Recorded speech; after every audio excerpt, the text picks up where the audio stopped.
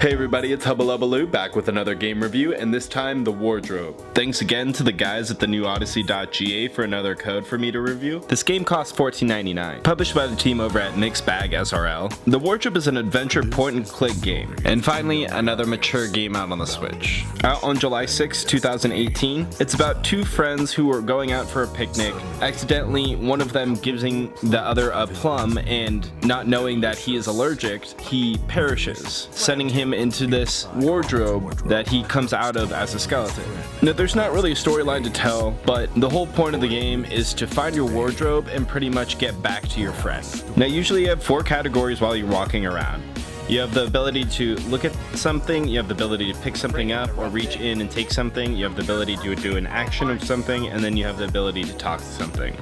And at some times when you don't know what to do and you put in a dumb action that can never actually be an action, the actual character turns around and breaks through the fourth wall many times and tells you that in some insult. So I'm pretty much just going to start on the really cool parts I thought about this game. First, what drew me into it was the awesome pop culture references that they had at every single turn of the game. There wasn't one level that you would hit that they couldn't reference something.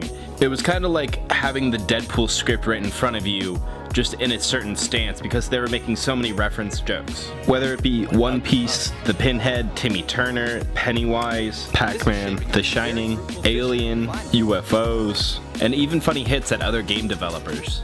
Now, it might sound like I have a lot of negatives to this game, but I'm just a really nitpicky guy, and I think they could have enhanced it a little bit more just because it was for the Nintendo Switch and it is a reboot. As I was playing, I kind of felt like you never really could put down the game because you would just forget where you were, which meant that you would have to go around and talk to everybody to figure out what you needed to do again. So it kind of became a repetitive process where if I didn't know where I was or I forgot what I was supposed to do, then there was no hints or anything like that. There wasn't really anything to lead me to the next thing, but it was all just memory. So first off, I was really excited that it was a point and click. I never really do point and clicks on the Nintendo Switch, so I had the opportunity to do it.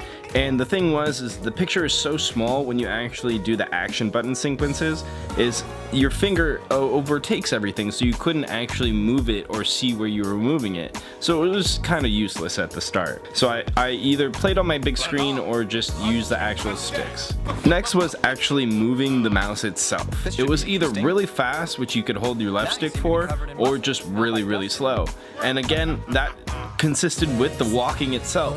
The walking in the game was very slow. You couldn't move them faster, you couldn't run faster, but when you move to the next screen and then you press AA, you can move to the next area, but you just couldn't do anything while you're walking, and you're walking around a lot in this game, and it is really slow pace.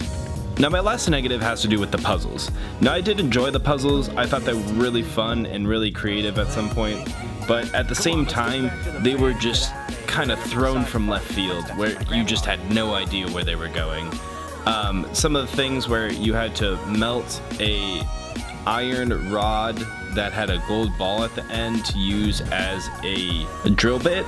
How would anyone ever know that? Like, who does that in real life? Like, obviously it's a game, but there are more realistic things in the game that you do that make more sense. So you'd think they'd kind of follow this like realistic perception in the game. So overall, was this game worth $14.99? You know what, if you're a big puzzle fan, I totally recommend it. If you need action all the time in a game, then no, because this is a very slow paced, narrative heavy game, but it takes a really big thinker to complete this whole game. Alright guys, so my final review of this game would have to be a 7 to 8 out of 10. Depending on if you're a puzzle gamer or not. I really just loved it because of the pop culture references. It was a really fun game in that end, where I saw so many things I just loved or knew, or what he said in the whole game. But the puzzles themselves didn't really attract me to the game. But I think that if you're really loving the pop culture, it is a fun game to work. The puzzles are hard.